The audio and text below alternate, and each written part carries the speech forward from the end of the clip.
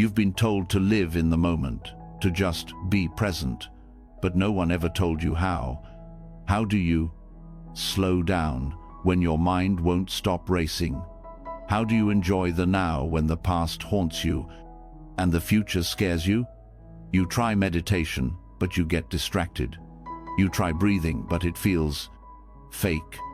And deep down, you wonder, am I broken? Why can't I just be? The truth is, presence isn't something you force. It's something you gently return to. It's not about being perfect. It's about being here. Here, in your body. Here, in this breath. Here, in this soft moment of stillness where nothing has to be fixed. For thousands of years, monks, mystics, and sages have studied this, not to escape life, but to feel it fully, to find peace not by changing the world, but by changing how they show up in it.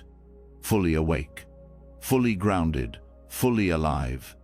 Tonight you, 39, going to learn what they knew, not through effort, but through surrender, not through striving, but through stillness.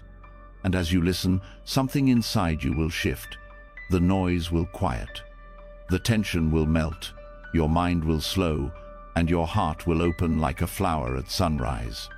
This isn't just a bedtime story. This is a return to your true self. Gentle, present, free. Are you ready? Let's begin.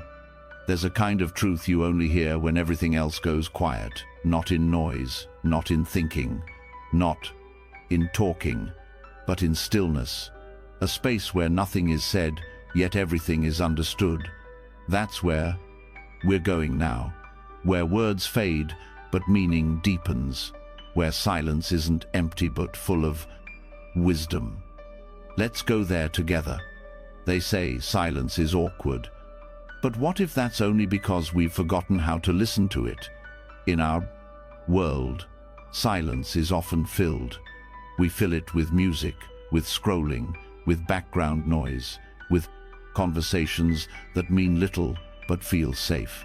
We fear it, not because it harms us, but because it reveals us. Silence shows us what we've been running from, that quiet ache under the surface, the thoughts we don't want to face, the emotions that rise when we stop distracting ourselves. But in Buddhist practice, silence isn't something to escape. It's something to meet, to sit with, to bow to. Because silence isn't nothing. Silence is space, and space is where awareness breathes.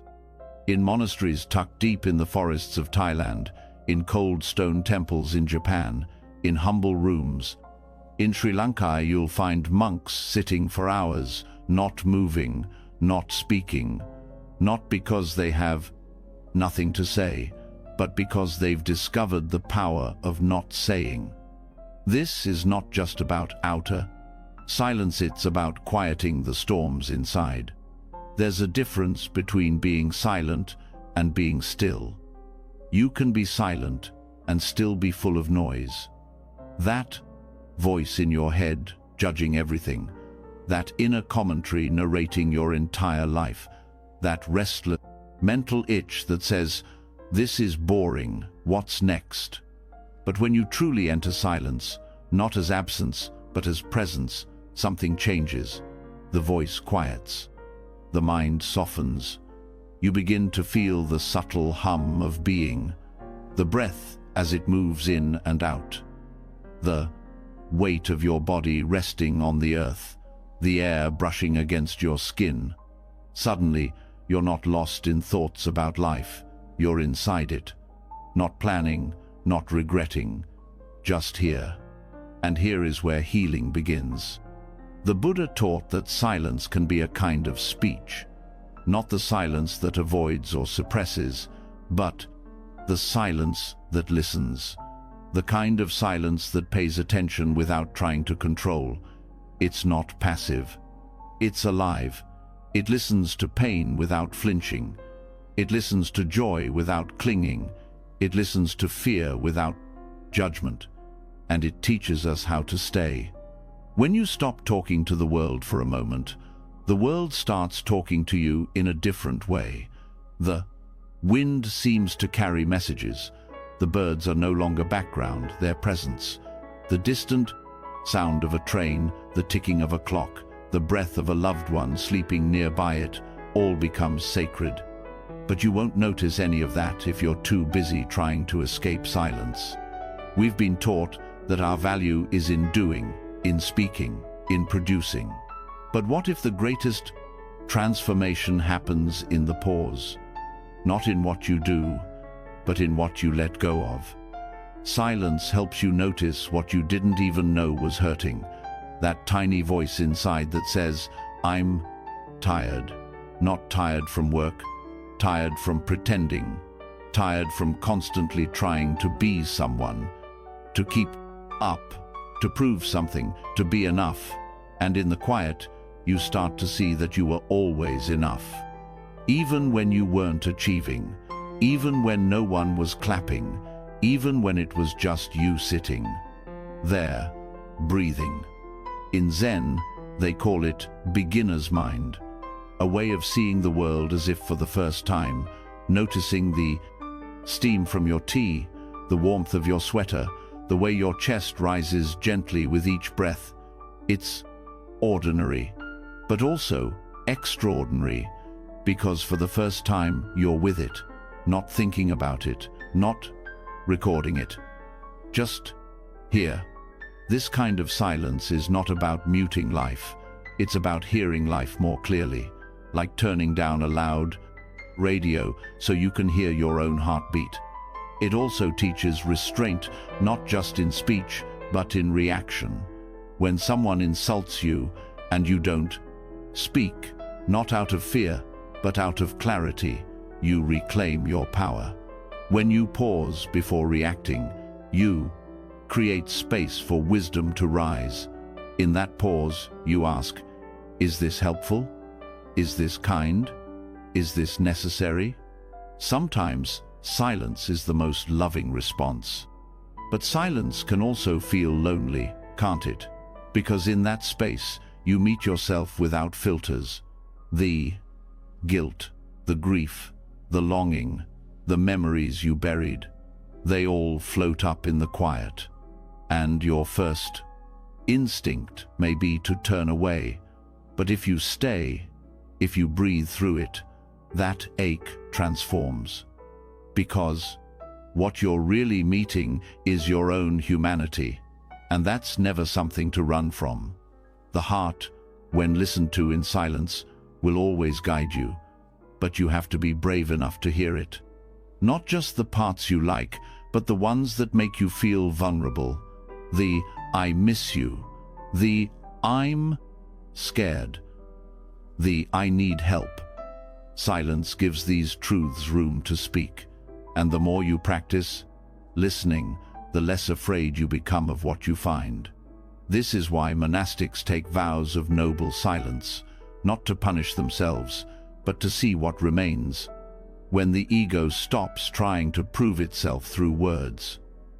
When you remove the need to constantly respond, defend, explain, you meet what's underneath all of that. A still, spacious awareness, not grasping, not pushing, just being. And this presence, it changes how you see everything. You start to notice the way emotions rise and fall, like waves, without needing to stop them. You witness thoughts come and go, like clouds moving across a vast sky. You realize that silence isn't something you enter, it's something you uncover. Because silence is always there, it's just buried under noise. Noise of worry, noise of memory, noise of stories we tell ourselves. But when you sit and you breathe and you don't run away, you rediscover it. Like sunlight breaking through after a long storm, there's also a compassion that grows in silence. Because when you become quiet enough to feel your own suffering, you begin to understand others. You speak less, but when you do, your words come from a deeper place, not to impress, not to defend, but to connect. to comfort, to guide. The Buddha once stayed silent when asked a question about metaphysics. Why? Because not all questions are meant to be answered with words. Some are meant to be sat with, felt, lived. And you start to learn that silence isn't about stopping life, it's about becoming intimate with it. When you're silent, you can feel the truth of impermanence more clearly. You can watch a thought rise and vanish without clinging to it. You can feel a wave of sadness and know it won't stay forever. You can enjoy a moment of peace without needing to photograph it.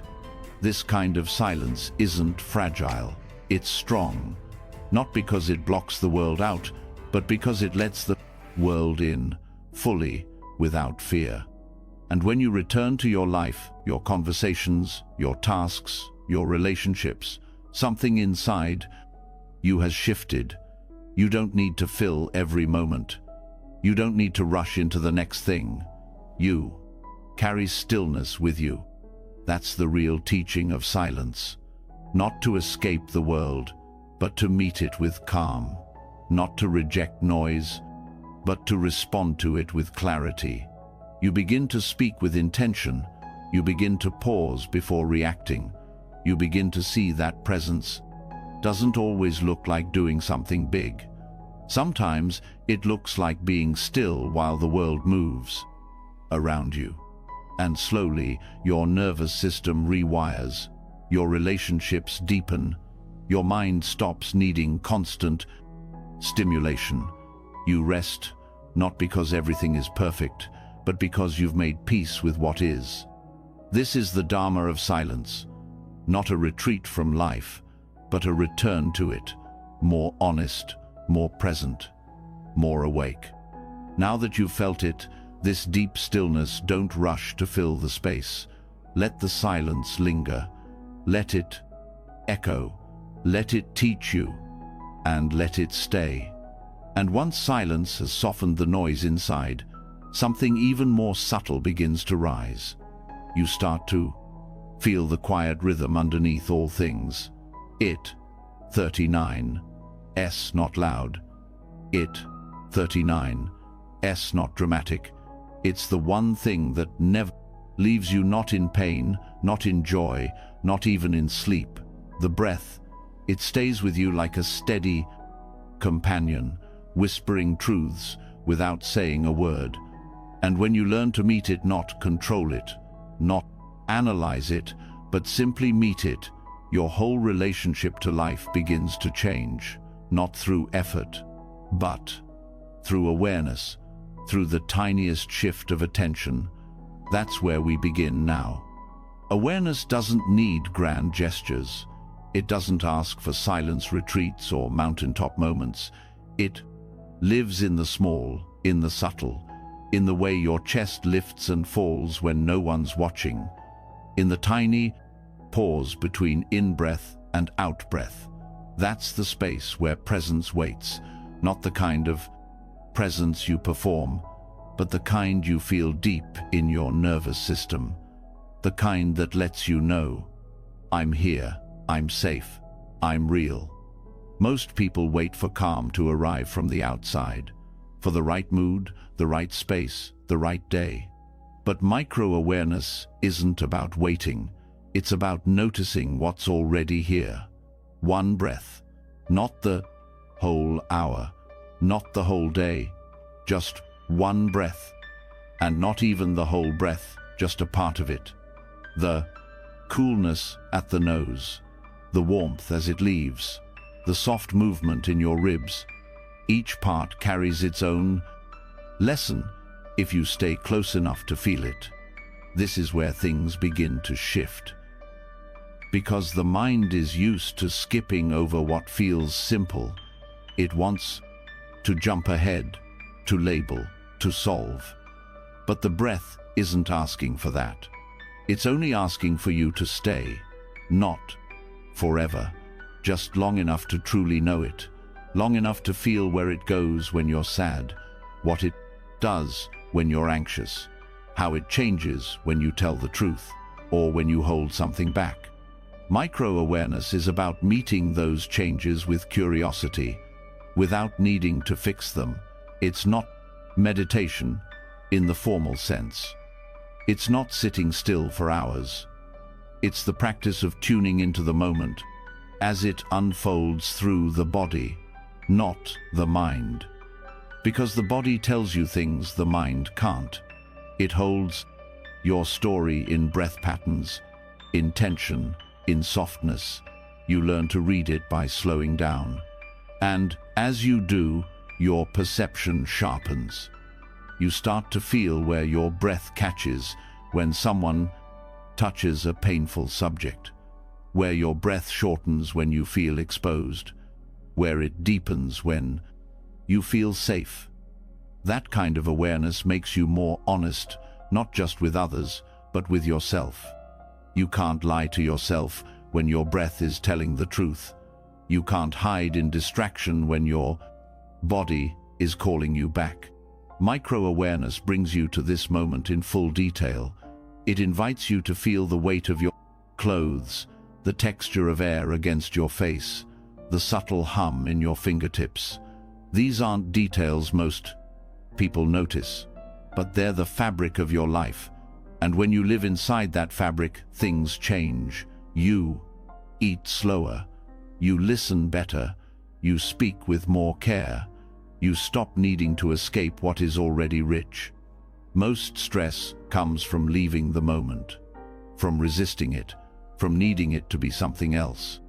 But when you breathe with it fully, it doesn't need to change. You meet discomfort with openness. You let yourself feel tightness without running. You let joy be joy without clinging. It sounds simple, but it takes practice, attention, the kind that sees a single breath as enough. The beauty of this practice is how accessible it is. You don't need time. You don't need equipment. You don't need the right mood. You just need willingness. Willingness to stop for 5 seconds and feel one breath fully. Willingness to step into sensation instead of story. To follow the breath instead of the thought. And each time you do, your capacity to stay present grows. This isn't about perfection. You'll forget. You'll drift. You'll get caught in thought. But the moment you notice, that's awareness too. And that moment is powerful. It breaks the automatic loop. It brings choice back into the picture. That's how patterns begin to shift. Not all at once, but one breath at a time. With patience, with kindness, with presence. There is wisdom that only reveals itself in this kind of still attention. It doesn't come from reading. It comes from feeling. The breath becomes your teacher, showing you where you're open, where you're closed, where you're resisting, where you're trusting. And all of this happens without words, without analysis, just sensation and awareness held together. As this awareness deepens, your whole body becomes a field of practice. The breath moves in the belly, and you start to feel where fear lives. It rises in the chest, and you meet your vulnerability. It shifts at the throat, and you feel the words you haven't spoken. The ones stuck between yes and no, between truth and comfort. You don't have to force anything. You just breathe and notice. That noticing is not passive. It's the beginning of transformation. Because when you feel your patterns, you stop being ruled by them. You don't fight them. You don't argue. You understand them. You hold space for them. And from that space, something softer emerges. A choice, a new response, a fresh breath. What used to be background becomes foreground. What used to be ignored becomes sacred. The way your fingers twitch, the way your spine shifts, the way your toes grip the floor when you're tense, all of it matters, not because it's dramatic, but because it's real. And when you start valuing what's real, even the mundane becomes meaningful. You start to see how nothing is truly small. One breath can show you your entire inner world. One sensation can reveal an old memory. One pause can save you from saying something you'll regret. That's the power of micro-awareness. It turns ordinary moments into teachers. It turns discomfort into wisdom. It turns presence into a way of life. And life, as it turns out, happens mostly in the small, not in the breakthroughs, not in the highlights, but in the unnoticed moments between. That's where your nervous system finds safety. That's where your heart learns to open. That's where your soul feels seen, not because anyone is watching, but because you are. This attention doesn't require effort. It requires interest, a quiet kind of care, the same care you'd give to a friend who's hurting, a gentleness that says, "I'm here, I see you, let's breathe through this together." Over time, this becomes your new normal. You start catching yourself mid-reactivity. You feel anger rising, and you breathe with it instead of lashing out. You feel anxiety surge, and you stay with the body instead of fleeing into thought. You notice tension before it becomes pain. You meet restlessness before it becomes burnout. And something even deeper starts to grow: trust. Not the kind built on outcomes, the kind built on knowing you can be with yourself no matter what, that you don't need to fix everything right now, that you can feel your way through it, that you can stay. From this place, your relationships shift too. You stop talking over people. You feel their breath, their pauses, their unspoken words. You hold space not just for their voice, but for their presence. And they feel that. People know when you're really there, when you're not waiting to speak, when you're listening with your whole body.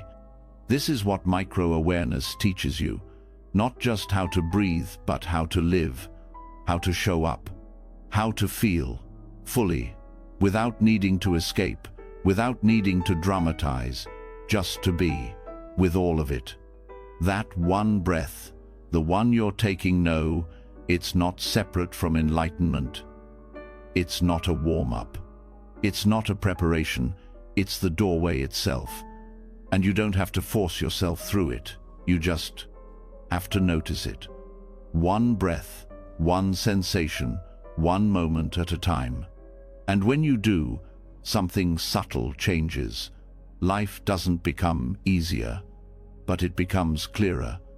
You stop reaching for clarity out there. You start sensing it in here. The answers stop shouting.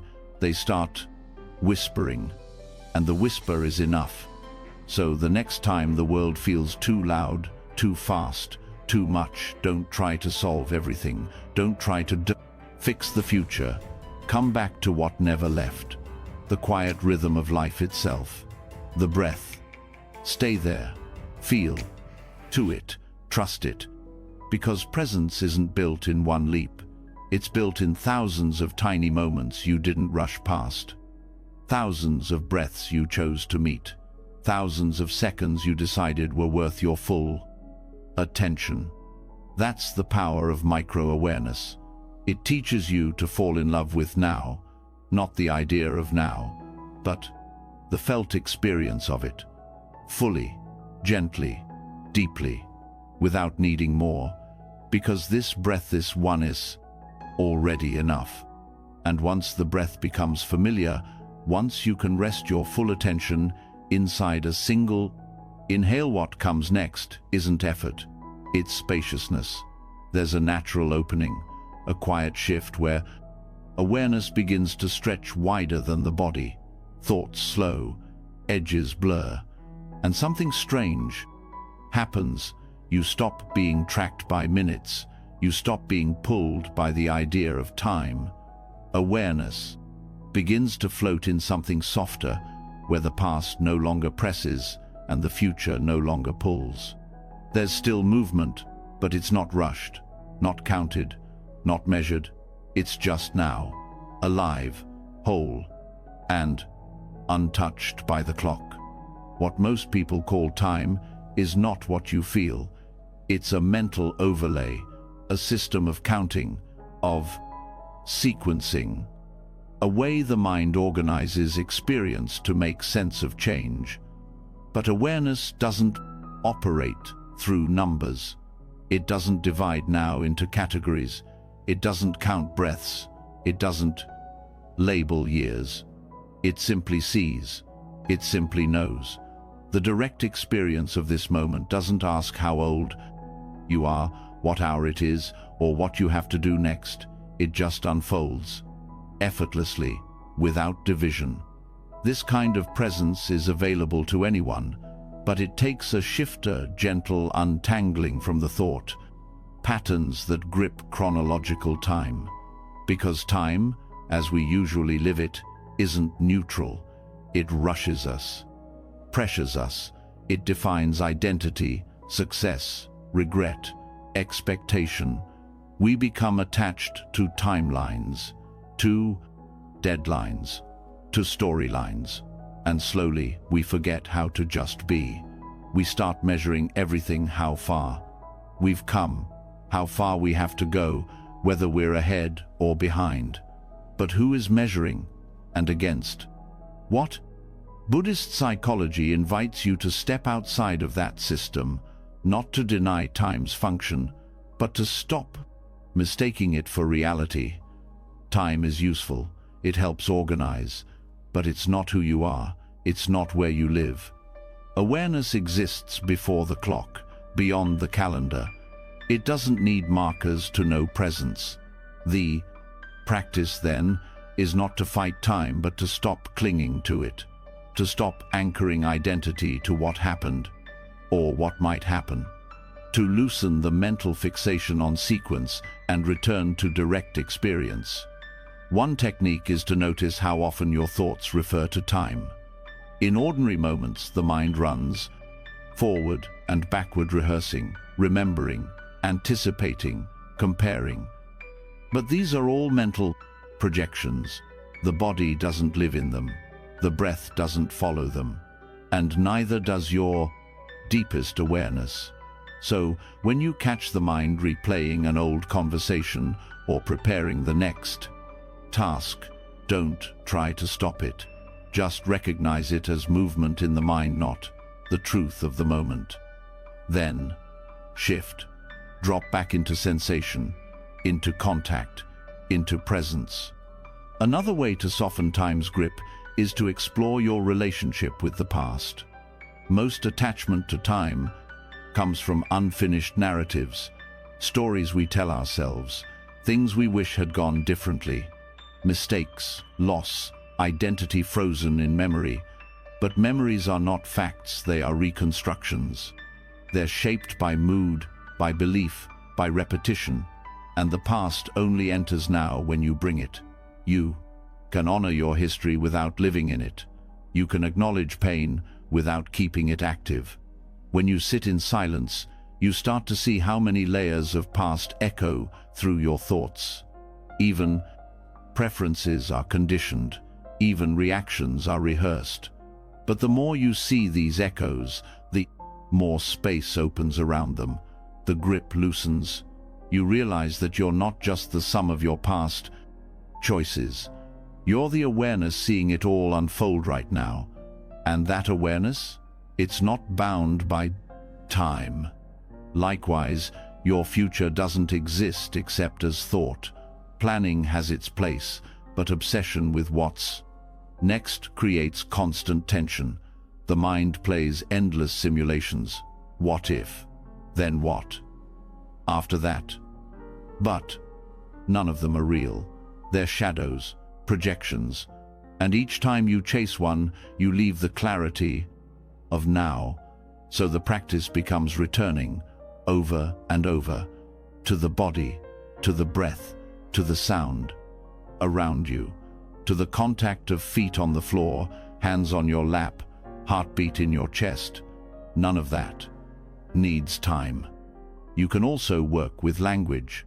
Start noticing how much of your speech is time-based. Later, soon, before, when I was, once I get. These phrases organize reality around imagined points. But you can shift that. Instead of saying, I'll be okay when, notice what is okay now.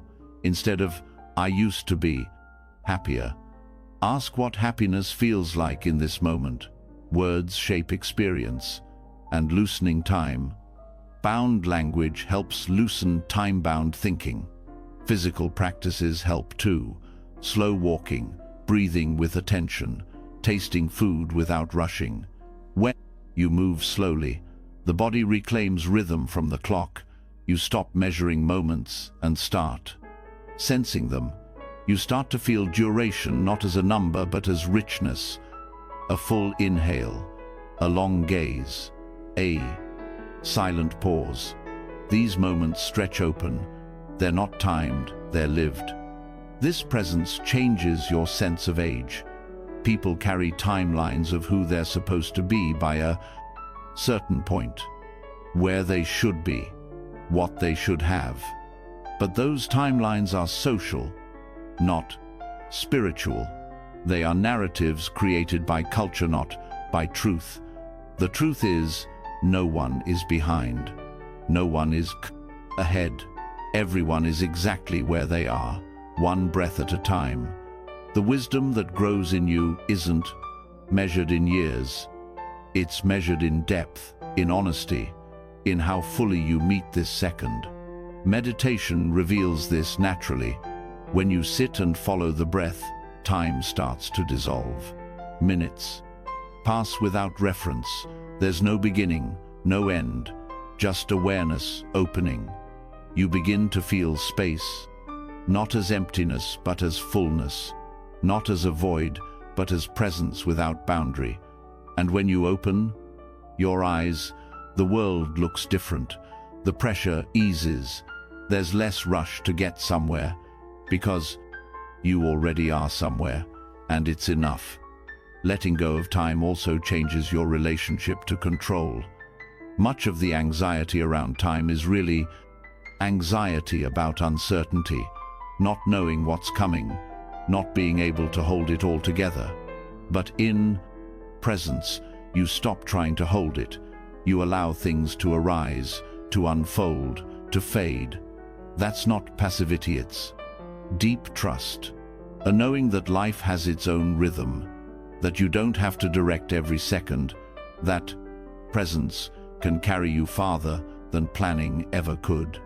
You start to experience events without labeling them, not as interruptions, not as steps on a ladder, just as a rising experience, sound, sensation, feeling. And in that simplicity, something radical happens. You begin to feel timeless, not eternal in a grand sense, but free from the grip of narrative, untethered, just being without needing to become. This is not disconnection, it's not floating away. It's grounding so deeply in what's real that all the mind-made labels fall away. You stop asking, what time is it? You start asking, what's happening right now? And that question never leads you into illusion. It always brings you back. It's helpful to notice when the mind tries to reattach. It will say, you're wasting time. You're falling behind. This isn't productive. But who defines productivity? Who defines value? Awareness doesn't care how much you get done. It cares about how fully you live.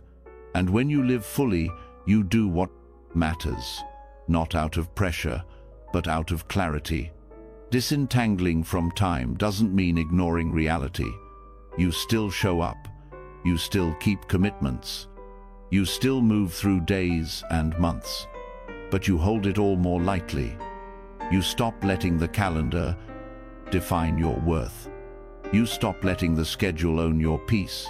You use time, but you're not used by it. There's a sweetness that comes from this freedom. Small things feel more alive. A sip of tea, a cool breeze, a moment of connection. These aren't filler between appointments. They are the essence of living. And the more you enter them, the more time seems to disappear. Because you, 39, no longer measuring. You, 39, re-experiencing. In this space, gratitude deepens. You stop needing more time. You feel what you have now, fully. You stop wishing to rewind. You stop waiting to fast forward. You meet life as it is. And in that meeting, the illusion of lack fades. Because there's no lack in presence. There's only what ice and your full attention on it. Even pain changes. Without time, suffering doesn't stretch. It arises. It moves. It passes. There's no story about how long it's lasted or how long it will last. There's just sensation, breath, space, and the less you resist it, the less it owns you. This is not detachment from life. It's engagement with it at the level of truth. You begin to live from a different place, not in delay, not in memory, but right here. Thought slows, urgency fades, even desire softens, because you're not chasing something in the next hour, the next phase, the next year. You're available, and that availability makes everything richer. Eventually, you don't need reminders to let go of time. The practice becomes part of you. You move through your day like water fluid, aware, unhurried. You still get things done, but you're not rushed. You're not grasping. You're not missing your life. Because your life is not in the future, and it's not in the past. It's not in clocks or calendars. It's not in to-do lists. It's here, right now, in this breath, in this sound, in this heartbeat. Nothing needs to be different. You let go of the timeline, and you reclaim your presence, fully, quietly, completely. And in doing so, you find the one thing you were searching for all along. Not more time, but freedom from it. And once you no longer live through the clockants, you've stopped organizing your sense of self around minutes, years, and imagined deadlines. Something deeper begins to call you. The breath is still here. The body still moves. Awareness continues to track sensation, but now a new question starts to form, quietly but persistently. Who is it that knows this moment? Who is aware of the breath? Who is seeing this body move, hearing these thoughts arise, feeling these emotions flow? There's breathing, yes, but who notices it? Who sees the noticing? This question isn't meant to be answered with words. It's not asking for a name, a label, a conclusion. It's asking for presence so direct, so intimate, that it sees through all roles. It points you toward the very root of awareness, beyond personality, beyond memory, beyond identity. It invites you not just to be present, but to look directly at what presence is, not as a concept, but as experience, unfiltered, unowned, undivided. In the beginning, awareness feels like something you do, a skill, a practice. You focus, you return, you observe. But over time, something shifts. You begin to sense that awareness is not something you create. It's something that's always been there. Even before you started paying attention, awareness was present, watching, holding, quietly allowing every experience to rise and pass. The thoughts, the breath, the sounds, the emotions, they all come and go. But what remains? What doesn't change? This is where deeper insight begins. Not just seeing thoughts, but questioning the one who sees them. Not just feeling presence, but turning attention back onto itself, there's a natural curiosity that arises. Here, a gentle wondering that cuts through surface-level awareness, when the breath flows in, and you know it who is knowing. When a thought appears, and you notice it, what is that which notices? You may be tempted to say, me, or I, or the mind. But those are labels, pointers. They don't explain the experience. They describe it after the fact. The truth is, when you look directly at the observer, there's nothing solid to find. No shape, no boundary, just knowing, just awareness. Itself clear, open, still. It sees without effort. It doesn't push or pull. It's not distracted. It doesn't have a story. And this discovery changes something fundamental. You realize that you don't need to identify with the flow of experience, because you are not the thoughts, you are not the breath, you are not even the body. You are the space in which all of that appears, not outside of it, not separate from it, but not limited by it either. This is not a philosophical idea. It's a shift in perception, a shift that can only happen when you become quiet enough, steady enough to look, when you stop chasing clarity and just rest in the seeing. The sense of I begins to thin, not disappear in fear, but dissolve into something wider, more open, more inclusive. At first, this may feel disorienting. The mind is used to being the center. It wants to name, claim, and explain. But when you look for a fixed self within awareness, it's never there. You find thoughts, yes, feelings, memories, sensations, but no single thing you can point to and say, this is me. Everything you find is changing, and what is changing cannot be the one who sees the change. So then, what are you? The answer doesn't come in language. It comes in stillness, in resting as the witness itself, not looking for an answer, but staying with the looking. And in that looking, a deep peace begins to rise. Because you're no longer caught in content. You're resting in context. You're not the river. You're the open space in which the river flows. This isn't detachment. It's intimacy. You feel more fully. You see more clearly. But you don't cling to what arises. You don't resist what fades. Because you know it's all movement, all change, all appearing in something that is not moving, and that something is your true nature. This insight can be explored through direct inquiry. You sit, you breathe, you notice the flow of experience. Then gently you ask, who is it that knows this breath? You don't look for an answer. You look for the feel of that knowing. You stay with it, again and again.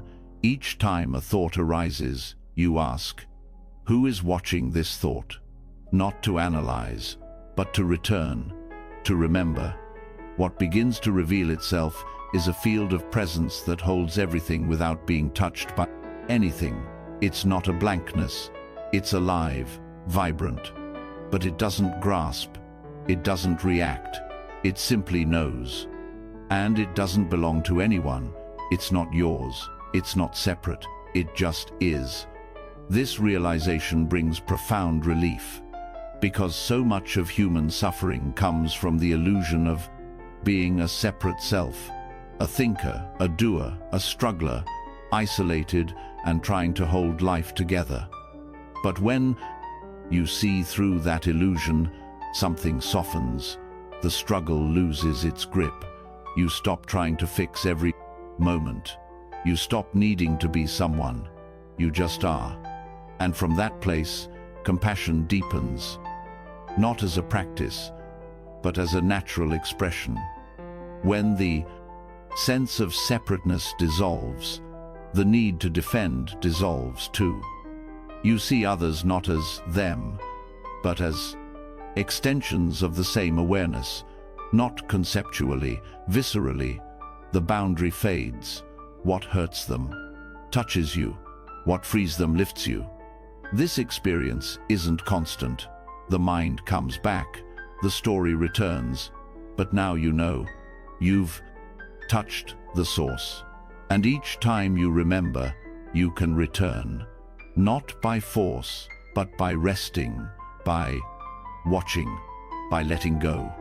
Even daily life becomes a field of practice. When walking, ask, who is aware of this step? When speaking, feel into, what is it that hears this voice? Not as an intellectual trick, but as a doorway. A way to fall back into presence, to stop living from habit and start living from truth. Eventually, this awareness starts to shine through more often, even when you, 39, re-upset, even when you forget.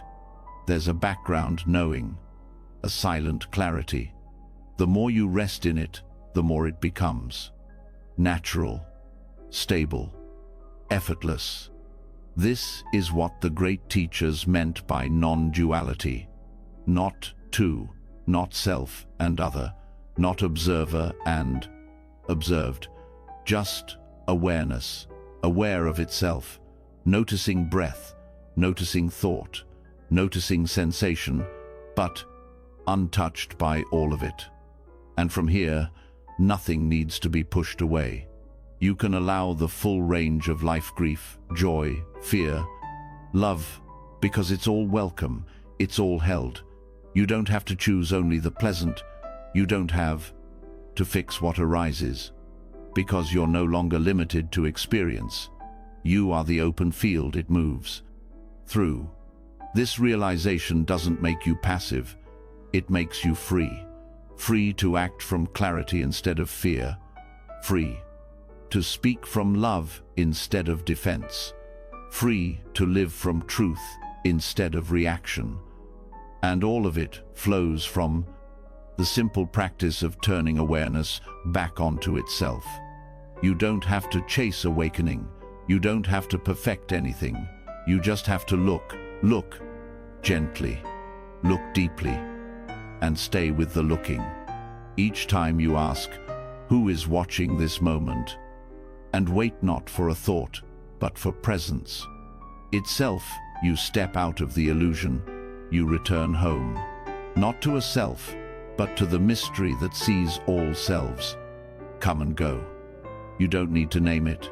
You don't need to explain it. Just rest in it. Breathe in it. Let it show you what you are. Not a role, not a name, not even a body, but that which holds it all. Quiet, clear, alive, and always here. And once you've seen that the one watching isn't a thing, but awareness itself, ungraspable, open, silent, you might expect peace to be constant. You might think that touching the witness will dissolve all discomfort. But then a new feeling comes, flat, empty, lifeless, not pain, not fear, just dullness, a kind of stillness that feels blank. And with it comes the old question, what now? This is where many turn away, not because the practice has failed, but because it has deepened. The mind meets what it cannot entertain. No stimulation, no drama, no problem to solve. Just this, unmoving, ordinary, what people call boredom. But this is not a mistake. This is the edge.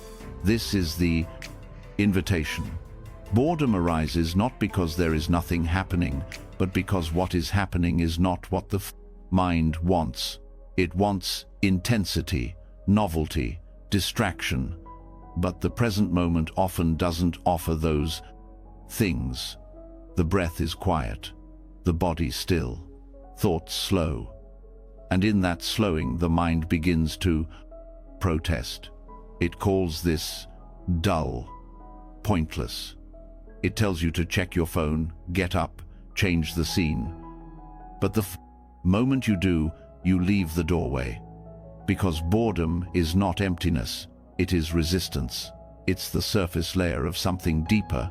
When you stay, when you refuse to run, that surface begins to break. And what lies beneath is rich, alive, subtle. The moment begins to open in unexpected ways, not with fireworks, but with texture, depth. You start to notice what was always there, but covered by restlessness. This is not something you can understand through theory. It must be felt. You sit, you breathe, you notice the discomfort of having nothing new. You feel the itch to move, to think, to stimulate, and instead of following it, you watch it. You let the itch rise and fall, and beneath it, you find space, a kind of quiet fullness, a presence that doesn't need anything added to it. This process trains the nervous system to stop fleeing stillness. It teaches the mind that nothing is missing. You stop associating value with excitement. You begin to see that presence doesn't have to entertain you. It just is. And the more you rest in that, the more stable you become. In this way, boredom becomes a mirror.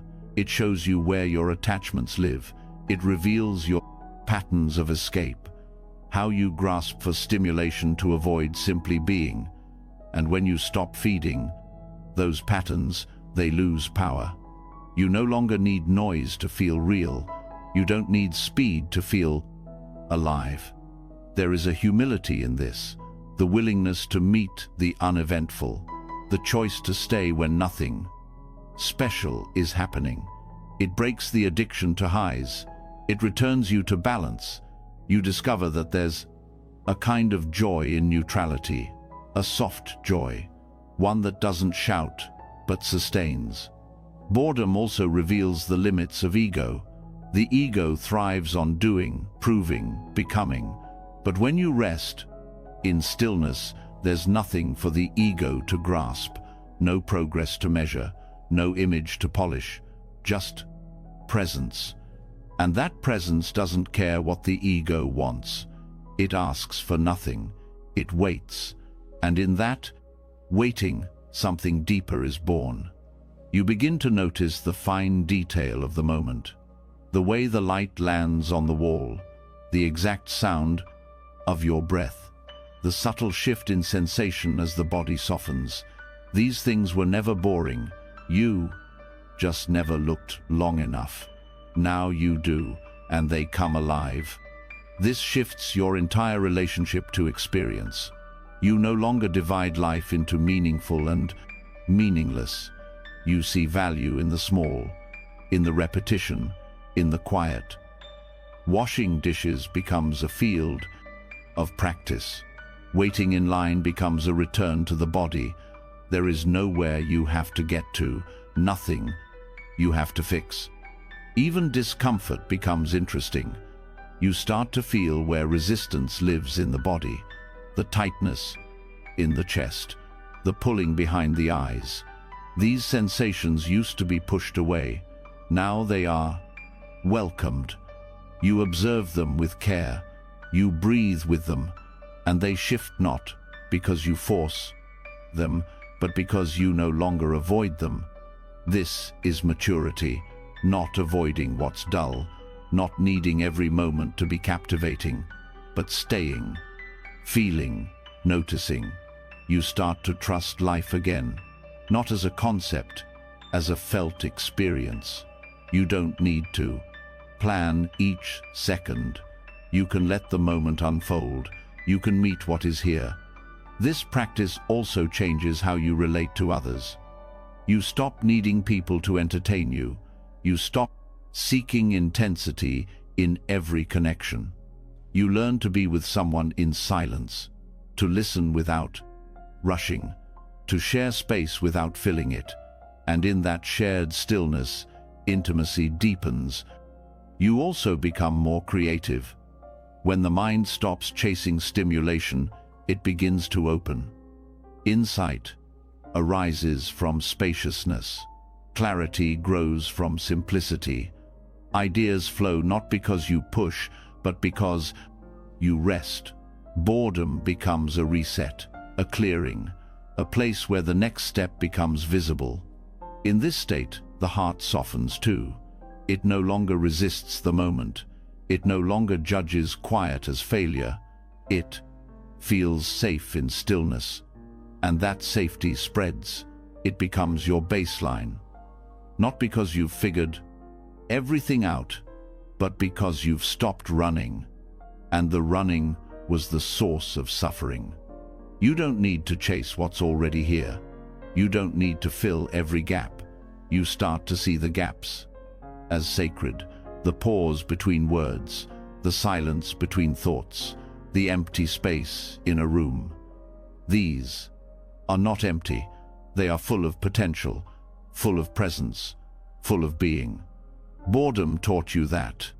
It showed you where your fear lives. It showed you how much you grasp. It showed you how easily you leave yourself. But it also showed you how to stay, how to breathe through nothingness, how to find fullness in the quiet. And when you can do that, you are free. Because you no longer need life to perform for you. You no longer depend on outer movement for inner connection. You have touched the source, the still point, the place within you that is always enough. This doesn't mean you reject pleasure or excitement. It means you're no longer enslaved by them. You can enjoy them, but you don't need them to feel whole. You don't fear their absence. You've found something steadier, something quieter, something unshakable. And this, in truth, is the beginning of awakening. Not because you reached a peak experience, but because you stopped needing one. Not because you discovered something new, but because you stopped running from what was already here.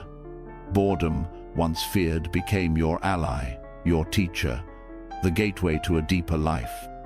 A life lived from presence, a life lived from enoughness, a life not built on the highs but held by the tuple, quiet. This is where freedom begins. In the moment you stop trying to make it more and instead allow it, just as it is, quiet, simple, alive, and entirely enough.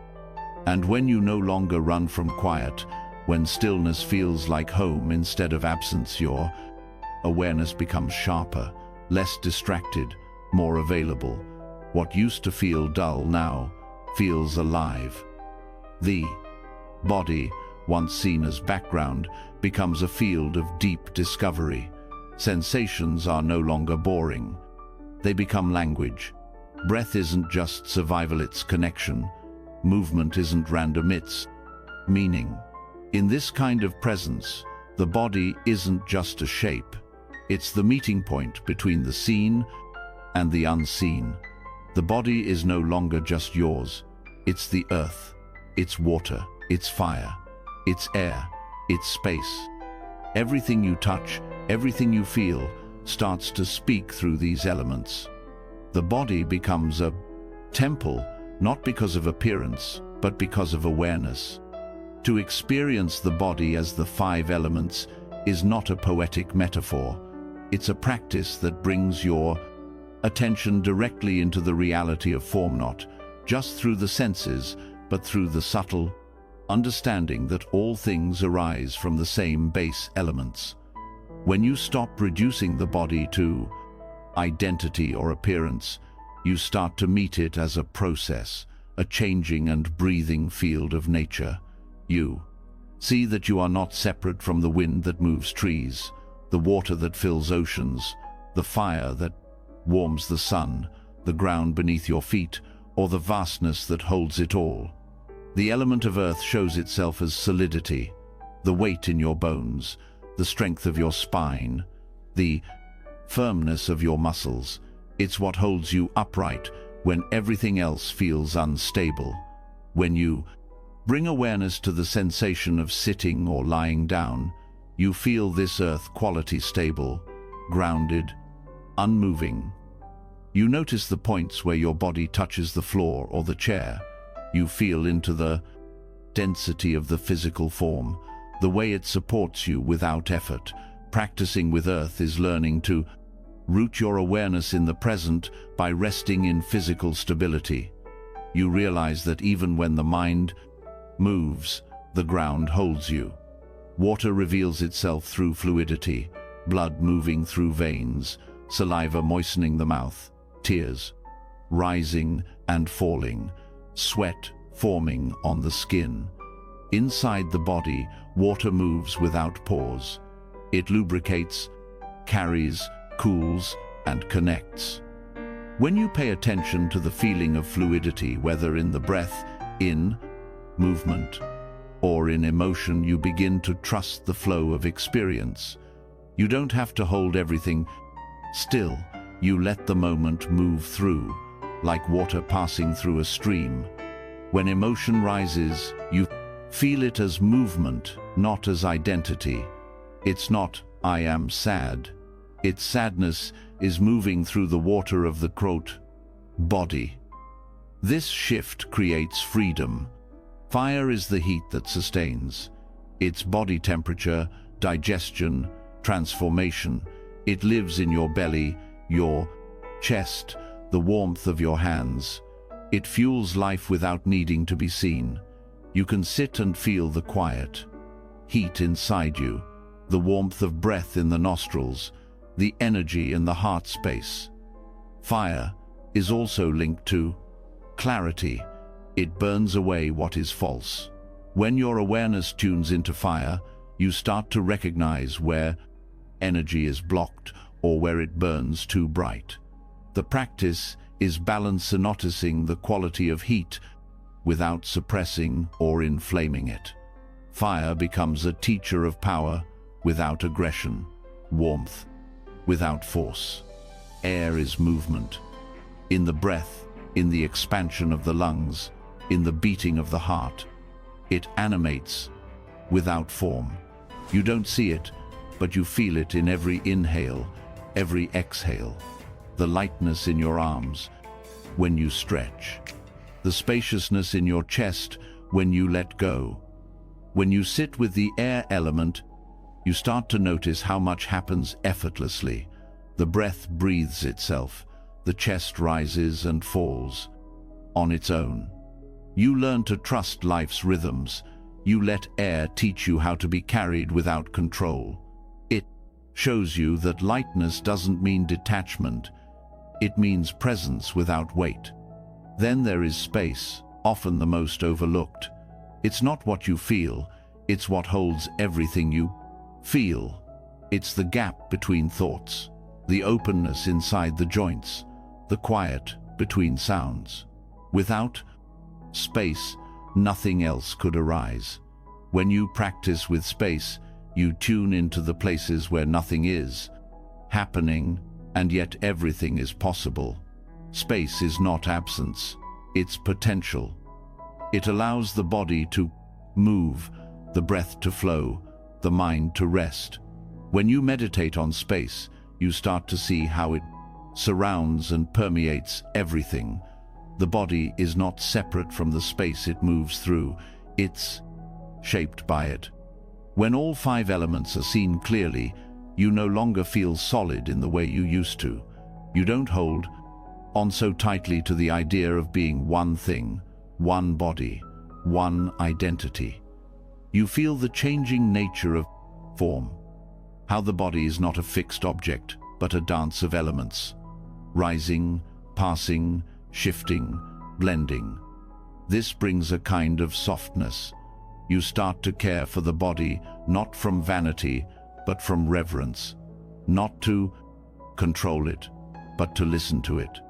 You begin to eat with attention to earth, drink with awareness of water, rest in the warmth of fire, breathe with the ease of air, move with the openness of space. Daily life becomes a practice not through effort, but through recognition. The body teaches you without speaking. It tells you when to rest, when to move, when to open. You start to trust that inner knowing. Pain is also transformed in this practice. Rather than seeing pain as a problem, you see it as imbalance. among elements. Too much heat, too little flow, blocked air, compressed space. You listen with awareness, not panic. You ask, which element needs attention? And rather than fighting pain, you respond with care. The body becomes a dialogue, not a battleground. There is a deep grounding that comes with this way of being. The body is no longer just something you carry. It becomes a guide, a compass. Even stillness feels like motion when you listen this closely.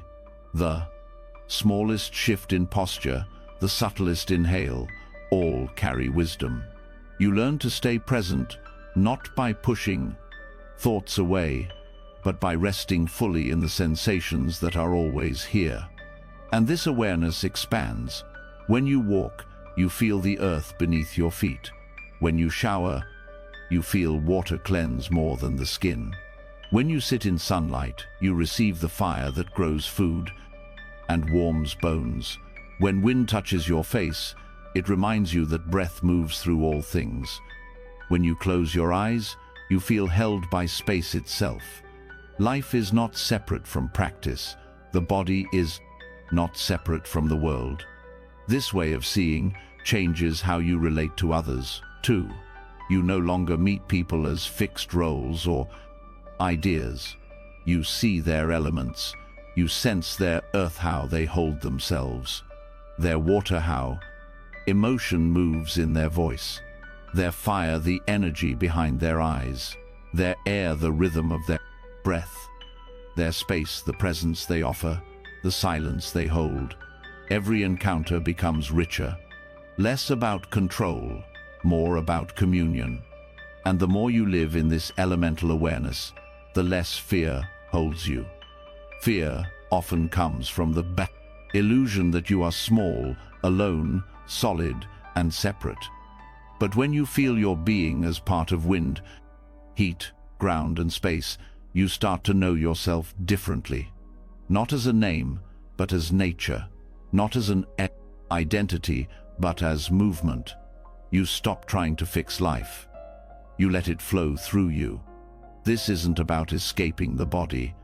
It's about fully arriving in it. The breath becomes more than breath. The body becomes more than body. It becomes a living field of presence, woven from the same elements that shape the stars, the oceans, the forests, and the sky. And once you know this not as belief, but as lived truth, you never feel quite as separate again. You rest in the body, not with fear, but with awe. Not to hold on, but to witness. You know that this form will change, but what moves through it, earth, water, fire, air, space, will never stop dancing. And your presence is that dance. Steady, awake, here, always here. And after sensing the body not as flesh but as earth, water, fire, air, and space, you begin to see something even more subtle. Beneath sensation, beneath elements, there's something else taking form, shape. It moves quietly. It builds without noise. It forms the idea of who you are. It takes moments and turns them into identity. It takes reactions and turns them into personality. It takes habits and calls them you. This process happens so quickly, so invisibly, that it feels natural. But it's not fixed. It's not solid. The sense of I is not a constant. It's being made over and over in each experience. And the more clearly you see this, the more space opens around who you think you are. The self feels real because it feels familiar. It seems to be the one who remembers, who plans, who makes choices. But when you bring careful attention to your experience, what you find is not one thing. You find shifting parts, thoughts that come and go, emotions that rise and fall, preferences that change. With time, place, and energy, you find habits that feel personal but were learned, views that seem permanent but were borrowed. sensations that feel central but are in constant motion. So, where is the self? When you sit with this question not to solve it, but to observe it, awareness sharpens. You begin to catch the moment when thought arises and says, "This is happening to me." You begin to notice how quickly an opinion becomes an identity, how one experience becomes a label. There is the pain in the pain body, and then the thought, "I am someone who suffers." There is a mistake at work, and then the story, "I am incompetent." These stories get built fast, not maliciously, but habitually. That is mind making. Mind making is not evil, it is natural. It is how the mind organizes experience. But problems begin when we cling to what's built, when we believe the structure is the truth, when we forget it's just a temporary formation.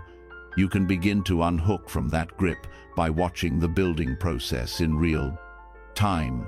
You notice the sensation, you notice the reaction, you notice the thought, you notice the identification. And somewhere in that chain, you interrupt the momentum. You don't stop the mind, but you see it more clearly. The core of this practice is mindfulness of fabrication, the understanding that thoughts are not just random, they are shaped by causes. They arise based on past experience, mood, belief, conditioning, memory, expectation, and they influence each other. One thought gives rise to another. One feeling fuels a narrative. One narrative creates a role. And suddenly, the mind has built a self. But when you witness it being built, it becomes easier to let it fall apart. You do not have to fight the self. You only need to see how it's made. For example, a critical voice arises. You hear it. It says, "You always fail." If you identify with it, you suffer. But if you pause and say, "This is just a thought shaped by an old fear," something loosens. The thought loses authority. It's not suppressed. It's not denied. But it's not you. This kind of awareness can be uncomfortable at first, because identity often brings safety, even painful. Identities can feel stable. They offer predictability. But they also limit you. They filter every experience through a fixed lens. They tell you how to feel, what to avoid, what to believe. When you begin to step back from identity, you don't become less human. You become more alive, more flexible, more responsive to what's actually here, instead of what your role tells you should be here. Moment-to-moment self-making also shows up in interactions. You play the confident one, the smart one, the broken one, the strong one. You play roles depending on the room, the people, the history. But those roles shift. You are not one fixed version of yourself. You are many masks, arising in different conditions. And when you see that clearly, you don't have to defend them. You don't have to maintain a consistent performance. You just show up, present, attuned, unfixed. The body helps with this practice. Sensation is real. You can anchor in it. When identity feels strong, drop into sensation. What does it feel like in the body to be the one who is angry? Where is it located? What is its shape, its temperature, its movement? Watch it closely. You'll notice it changes. The longer you observe, the less personal it becomes. It's not your anger. It's anger moving through awareness. This shift in view allows it to rise and pass without clinging. Emotions, too, lose their grip when seen as impersonal processes. Not, "I am anxious," but anxiety is arising.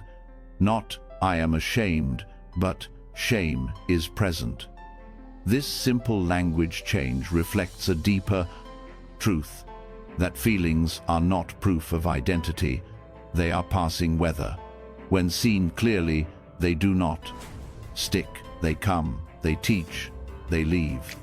Thoughts are the fastest builders of identity. They are convincing. They sound like truth, but when watched, they reveal their nature. Each thought arises based on a condition. No thought is permanent. They shift with your environment, your blood sugar, your mood. So how can they define you? They can't, unless you let them. The mind also builds self around memory. You remember what you did, what was said, what you regret. And then you shape a self around it. I am someone who always. But memory is fragile. It changes. It's selective. It's shaped by what you feel today. So it cannot be the foundation of your truth. What you remember is not wrong, but it's not solid. And you don't have to carry it as identity. Even the idea of progress can become a trap.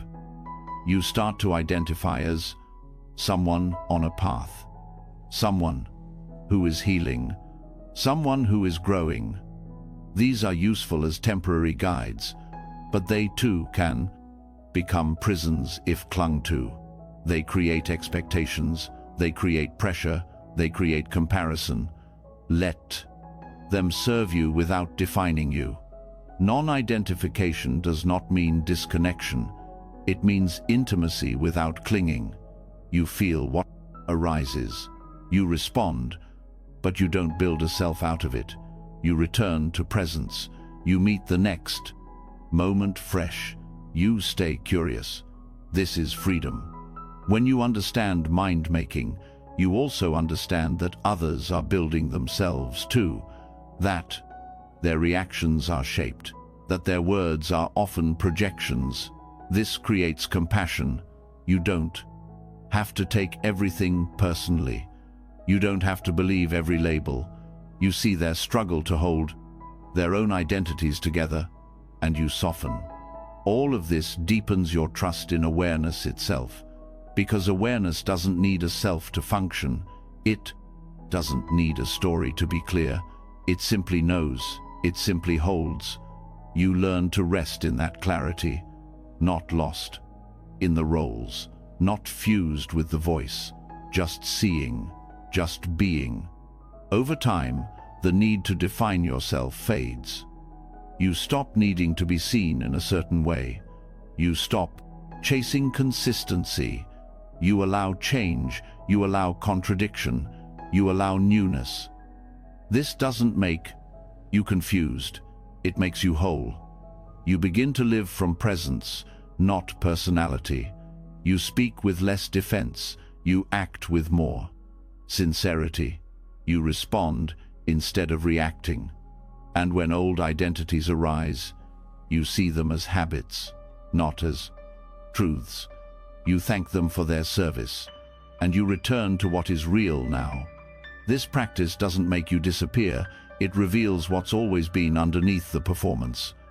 A quiet awareness, a steady openness, a presence that does not need to prove itself, that does not need to be one thing, that is not limited by any story. In this presence, you find ease, because you no longer have to hold anything together. You don't need to be someone. You don't need to fix your image. You just need to be here, awake, attentive, alive. And here, in this simple knowing, you are not less. You are more than any name, any thought, any history. You are not the one who watches. You are the watching itself. Clear, unmade, unbroken, and completely free.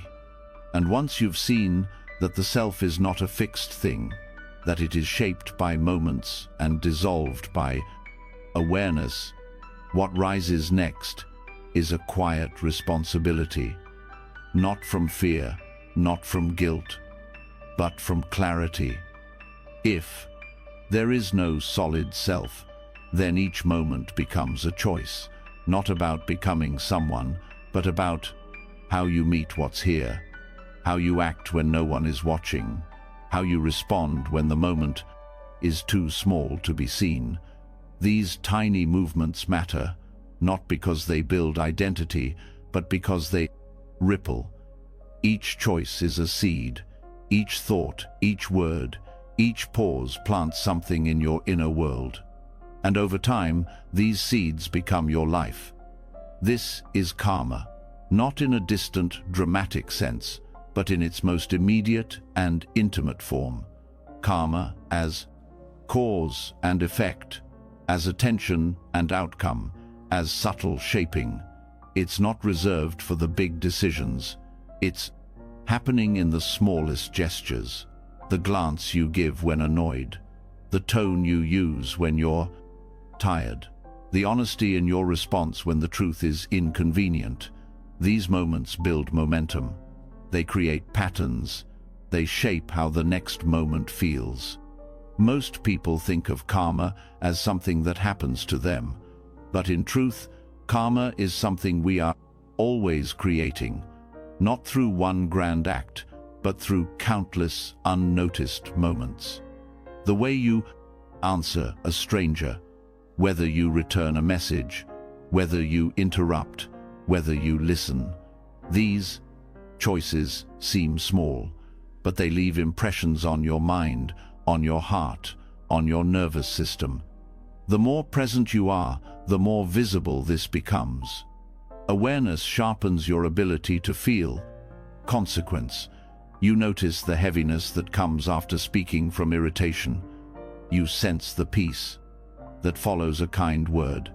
These effects don't wait years to return. They show up in your body, in your energy, in your sleep, in your breath. Karma isn't distant, it's immediate. Presence also makes you sensitive to intention. The same action can carry very different karmic weight, depending on what fuels it. You can speak kindly to manipulate, or from care. You can give out of guilt, or out of generosity. You can be silent to punish, or to hold space. Awareness shows you the difference. It helps you see where your actions are clean and where they are tangled. This clarity begins in the mind. Every decision starts as a thought, and thoughts are shaped by attention. What you dwell on matters. The stories you repeat matter. If you habitually judge, that judgment becomes your lens. If you habitually soften, that softness becomes your posture.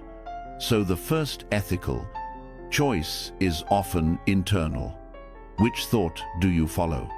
Then come your words. Speech is powerful not because it is loud, but because it carries energy. A careless phrase can echo for days. A single kind sentence can shift a whole interaction. You don't need to be perfect, but you need to be present. To speak with care is to feel the weight of your words before they land, to pause when heat rises, to choose truth without cruelty. This doesn't mean silence. It means responsibility. It means speaking in a way that adds clarity instead of confusion. Action, too, carries layers of intention. Not just what you do, but how you do it. Washing dishes with resentment leaves a residue. Doing it with gratitude becomes a practice. Picking up a piece of trash without being asked, helping someone without seeking praise, these are not minor acts. They shape your mind. They plant seeds of generosity, humility, integrity. Over time, these qualities grow strong. Presence helps you notice the moments where you drift from your values, when you speak just to be liked, when you exaggerate to sound impressive, when you avoid discomfort by lying. These are not sins, they're habits. But they create friction. They divide you from yourself. And with awareness, you can catch them early, not to punish, but to realign. Ethical living is not a moral burden. It is an act of remembering. Remembering what kind of energy you want to carry, what kind of ripple you want to leave. It's easy to be kind when it's convenient. The deeper practice is kindness when it's not, honesty when it costs you, silence when your ego wants noise, generosity when you feel empty. Each of these choices, when made with presence, becomes a form of purification. They clear the mind. They lighten the heart. They restore balance. Karma is not just what binds you, it's also what frees you. Each conscious act becomes a path back to alignment. The body becomes a guide in this practice. It responds to truth. It relaxes in sincerity. It tightens in deceit. It contracts when you betray your values. It softens when you act from integrity. You don't need a rule book. You need to listen. The wisdom is already there. You've felt it every time you've said something that didn't sit right. Every time you've held back when you knew it was right to act. The tension is feedback. The clarity is feedback. Living this way builds confidence, in not the kind that needs approval, but the kind that comes from congruence. You trust yourself because you know you're acting with awareness, not perfectly, but sincerely. You know that your actions match your values, that your energy is not polluted by hidden motives. This trust is subtle, but it's strong. It gives you stability when life becomes unclear. Invisible karma also shows up in how you treat your own mind. Do you shame yourself for slipping? Do you push past fatigue? Do you speak to yourself with cruelty? These choices matter too. Compassion toward yourself is not indulgent. It is karmic wisdom. Because the way you treat yourself becomes the way you treat others. Harshness radiates outward, so does kindness. Even your attention is a form of karma. What you choose to focus on, resentment or gratitude, criticism or beauty, shapes the quality of your life. The object of your attention doesn't just reflect your mind, it creates it. You become what you contemplate. And so choosing presence again and again is not a luxury. It's a discipline, a devotion, a vow to meet life with clarity and care. This practice is not about control, it's about sensitivity, feeling the impact of your choices, refining your awareness, letting your behavior arise from connection instead of reactivity. It's not about being good, it's about being awake. And the more awake you become, the more subtle the practice gets. You start to feel karma not as a rule, but as a field, a living feedback loop. Every action, every thought, every pause either adds harmony or adds noise. This isn't punishment, it's reflection. The world responds to how you show up, and when you show up with presence, with care, with integrity, the response shifts. Maybe not immediately, but inevitably. You start to see ethics not as rules to follow, but as a form of beauty, a way of walking in the world that leaves fewer bruises, that creates more space, that heals instead of harms. And the more you live this way, the more natural it feels. Not because it's easy, but because it's true. You begin to value the small, the moments where no one's watching, the decisions that seem to carry no weight. You know now that these are the real practice, that how you act when it doesn't matter is what shapes who you become when it does. Presence sharpens this sensitivity. It makes the invisible visible. It lets you feel the consequence of your inner world. Not to judge, but to learn. Not to freeze, but to choose with more care. This is how you shape your path, not by waiting for the big moment, but by meeting each small one with intention, each gesture with clarity, each breath with attention. This is how invisible karma becomes a visible life, one grounded in presence, one guided by care, One, built not on noise, but on the quiet power of conscious choice. And in the end, that choice is always here, right now, waiting for your attention, ready to shape the next breath, the next word, the next step. And after learning how the smallest choices carry quiet weight, how each unnoticed act shapes the probabilities, tone of your life, you begin to see something even more subtle. It's not just what you say or do that matters. It's when you choose to pay attention, not just in the middle of something, but in the space before and after, not just during the event, but in the moments that surround it. These in-between spaces are easy to miss, but they're where most of life actually happens. They're not destinations. They're crossings, shifts, thresholds. They don't ask for effort.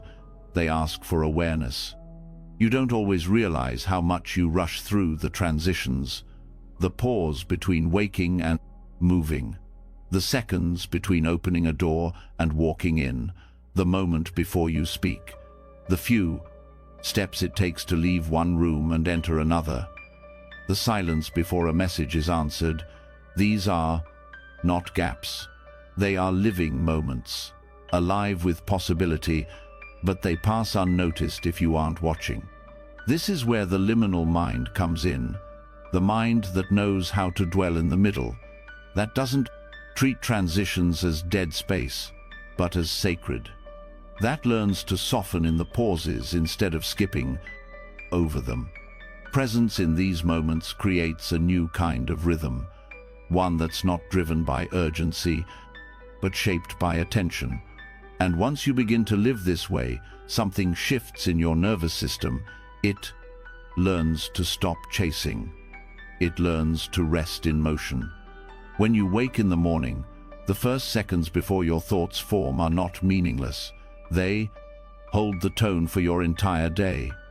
If you meet them with awareness, with breath, with softness, the day begins differently, not from tension, but from space. You don't need a perfect routine. You need presence in the first inhale, in the feeling of sheets, in the way light enters the room. These are not distractions from your day. They are your day. The same goes for falling asleep. That drifting between waking and sleeping is not just a descent, it's a release, a letting go, a place where all the roles drop away. And if you meet that edge with care, sleep comes with more peace. The mind doesn't need to be dragged down, it just needs to be allowed to soften, to not hold, to not rehearse. The breath becomes the bridge. Following it gently lets the body surrender. Letting go becomes natural when it's done from presence. Throughout your day, liminal moments continue to appear. Walking from one task to another, waiting for a call to connect, sitting in a parked car before stepping out.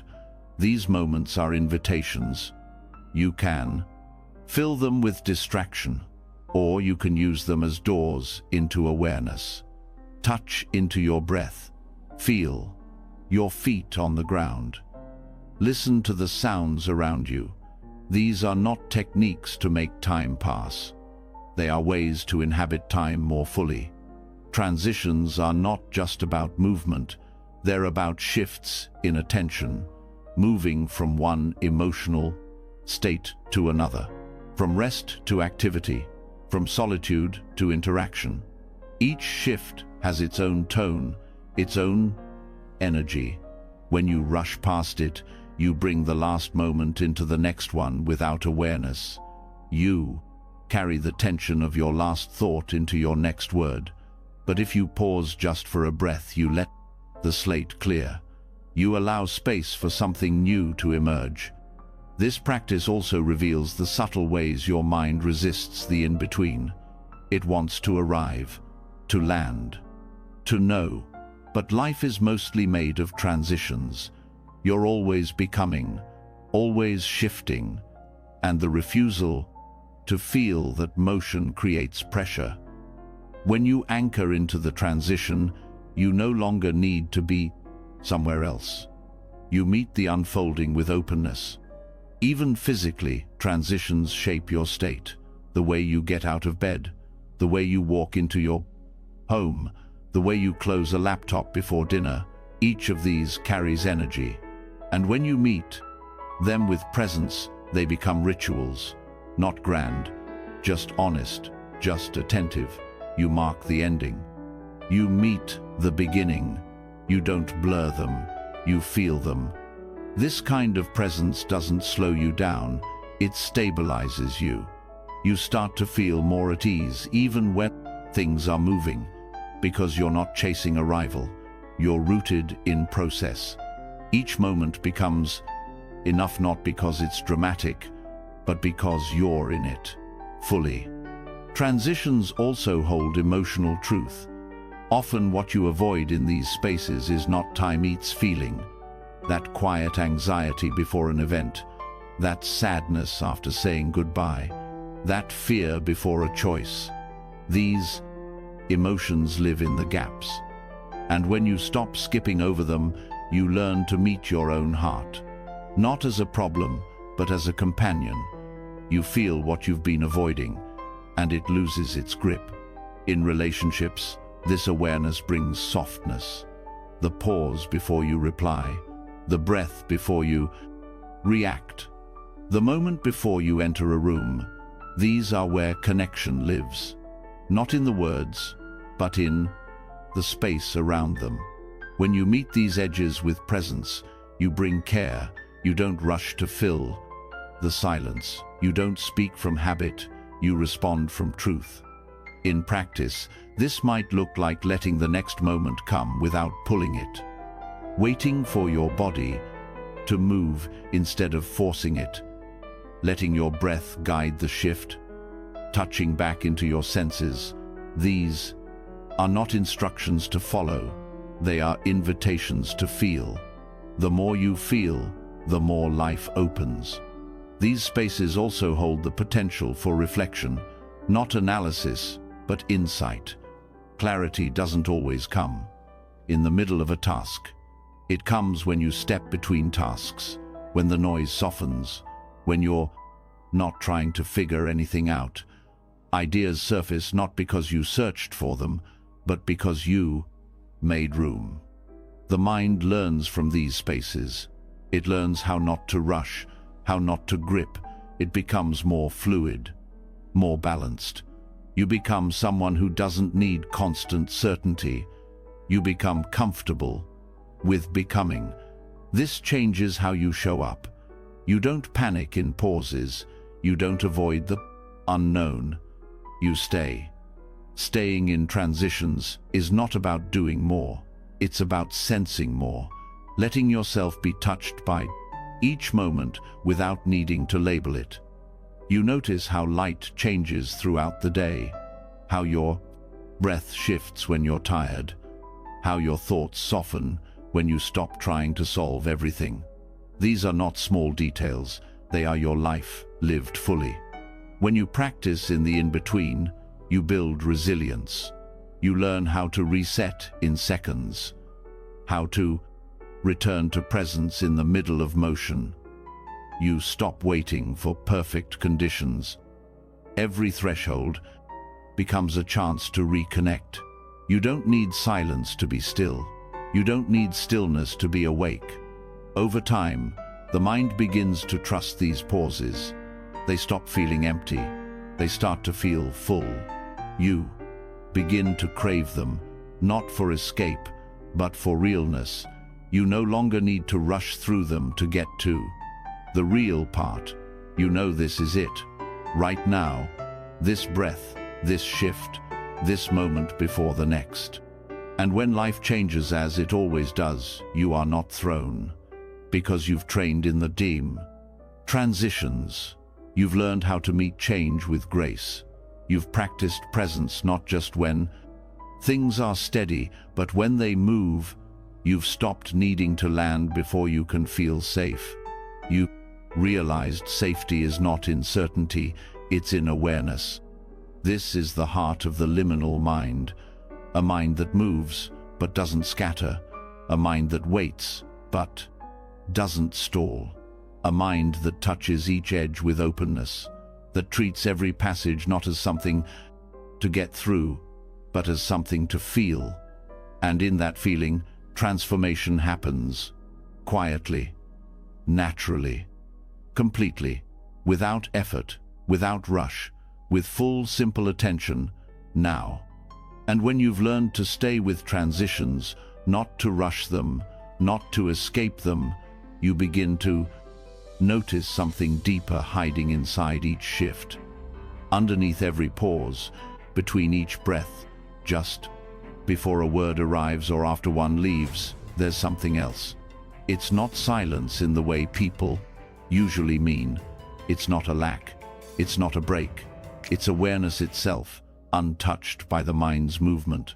It's not what you think. It's what remains when thought falls away. It's not content. It's clarity.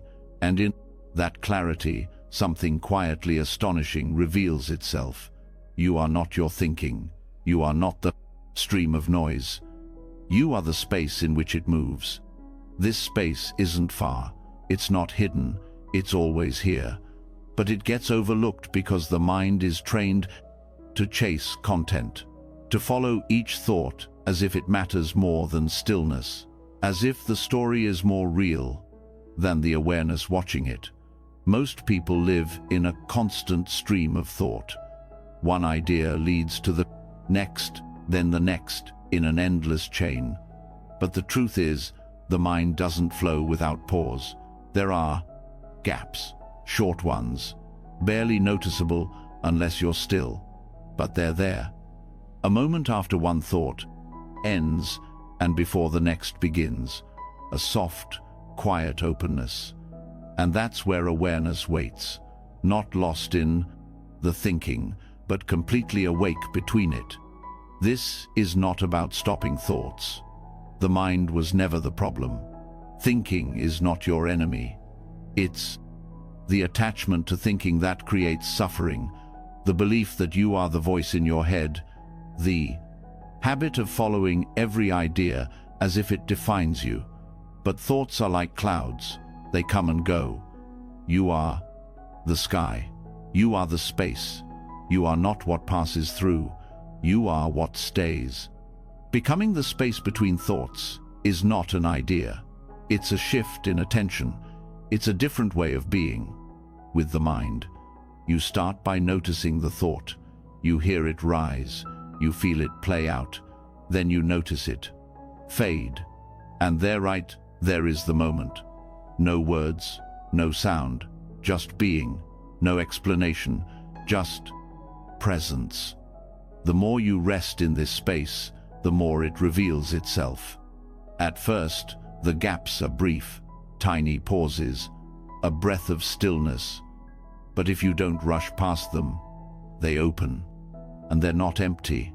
They're alive, vibrant, awake. You feel it in the body, a softening, a widening. The edges of your identity begin to loosen. You're not the one narrating the moment. You're the one seeing it unfold. This practice begins with observation. You sit quietly. You watch the mind. You don't try to stop the stream. You don't try to force silence. You let thoughts rise. You let them fall. But you stop clinging to their story. You stop giving each one your full attention. You learn to rest just behind them, noticing the content, but anchored in the space. This is where peace begins, not by changing your mind, but by unhooking from it. You stop needing to finish every sentence. You stop following every memory. You stop solving every problem that appears. You see the movement, but you are no longer inside it. You are no longer pulled. Thoughts can still come, but they don't carry you away. You become the witness, not the participant.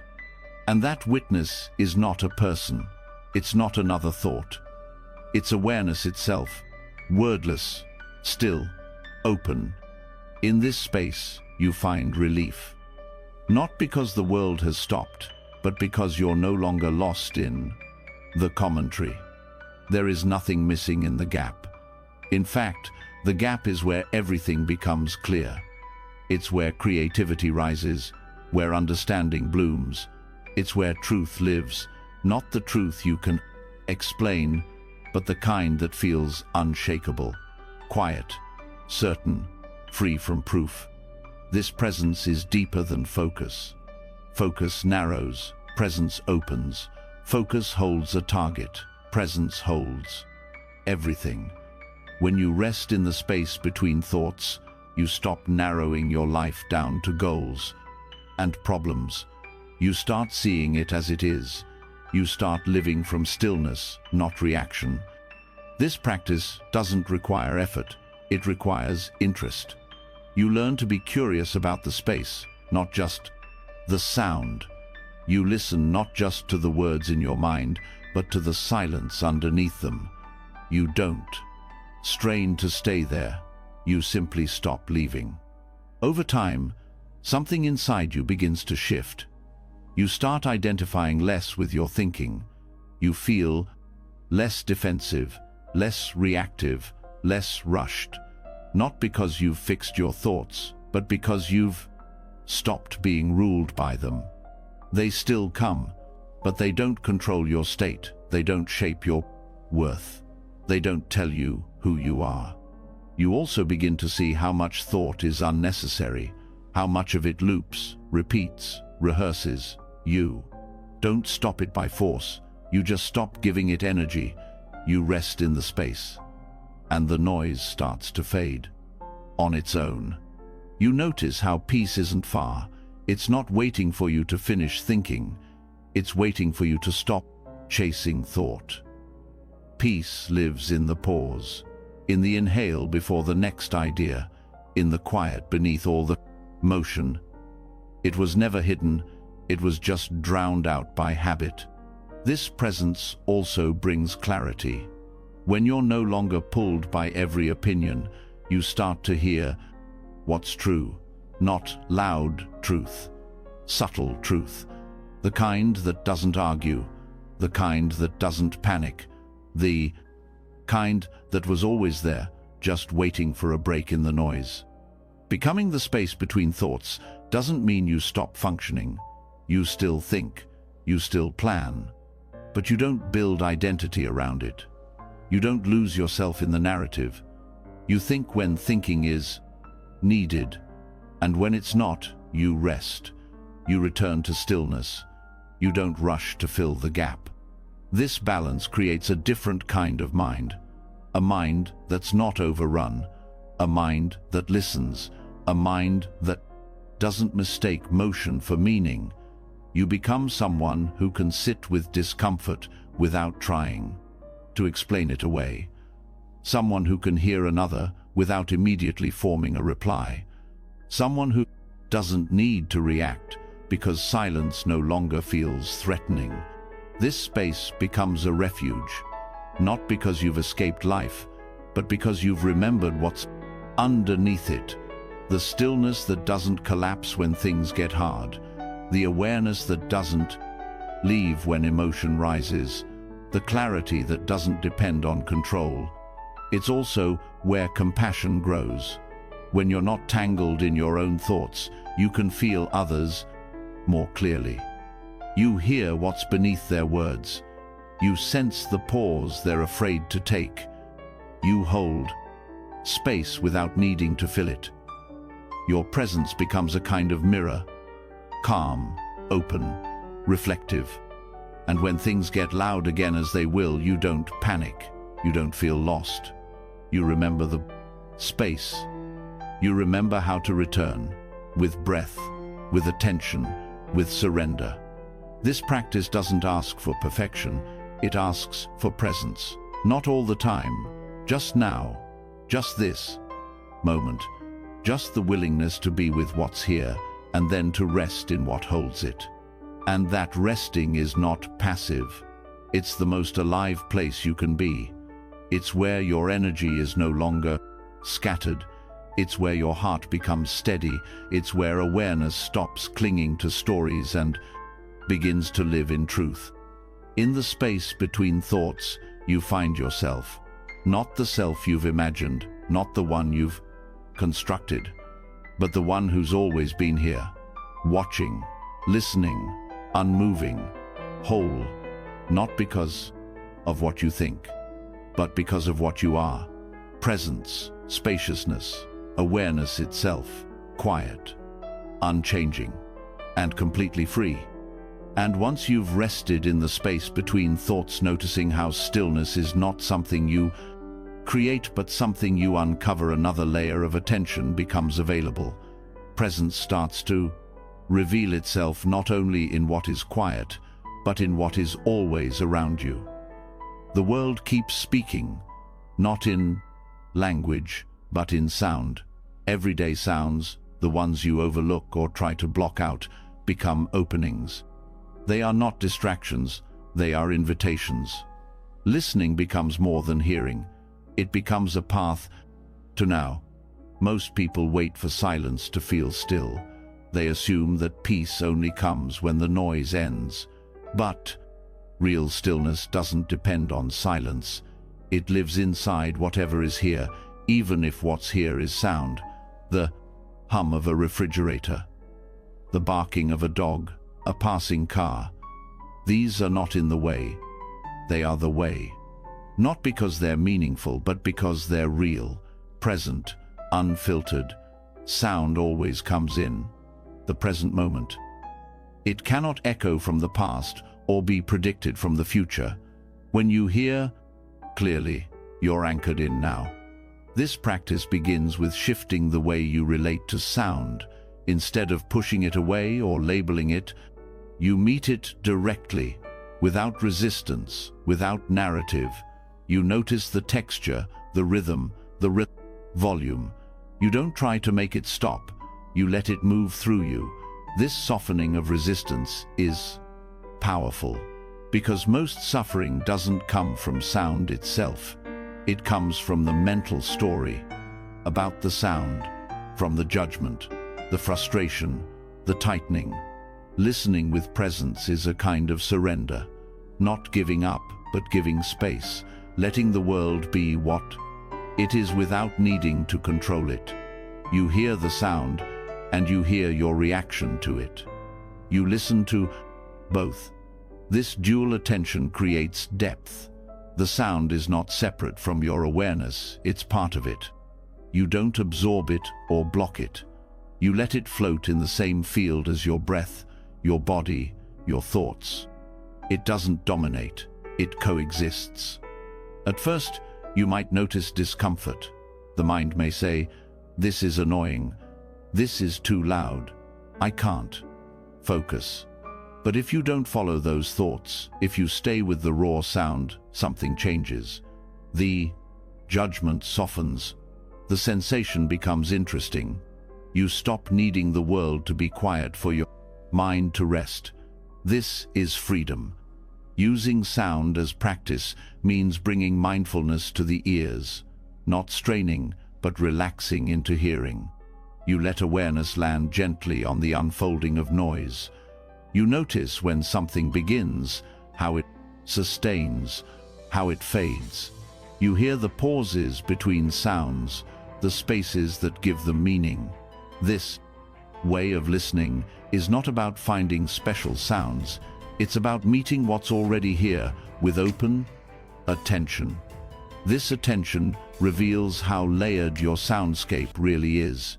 You begin to hear sounds you once ignored. The faint ticking of a clock, the rustle of leaves, the whisper of your own breath. These details don't distract you from presence, they deepen it. They show you that life is always happening, always alive, even in moments you thought were empty. There's also a beauty in listening without labels. When you stop naming what you hear, you experience it more fully. The sound of water is not just water. It becomes sensation, motion, tone. You let it wash through you without needing to define it. This opens a different kind of intimacy with the world. One that's direct, without concept. Presence in sound also reveals the body. You start to feel how sound vibrates through your chest, your arms, your spine. You hear not just with your ears, but with your whole being. This deepens your connection to experience. You're not just hearing sounds, you're part of the field in which they arise. There's no separation. When you practice this way, the need for silence fades. You stop waiting for ideal conditions. You stop needing the world to quiet down. You realize that peace isn't the absence of sound, it's the absence of resistance. And when you live that way, every moment becomes available. Not just the calm ones, not just the quiet ones, all of them. Listening also trains patience. Sound comes and goes at its own pace. You can't rush a bell to fade faster. You can't stop a siren mid-tone. So you wait, you breathe, you allow. This teaches the mind to soften its grip, to stop insisting, to stop controlling. You meet life as it is, not as you wish it to be. Sound becomes a teacher of impermanence. Each tone rises and passes, nothing stays. Even the loudest noise fades.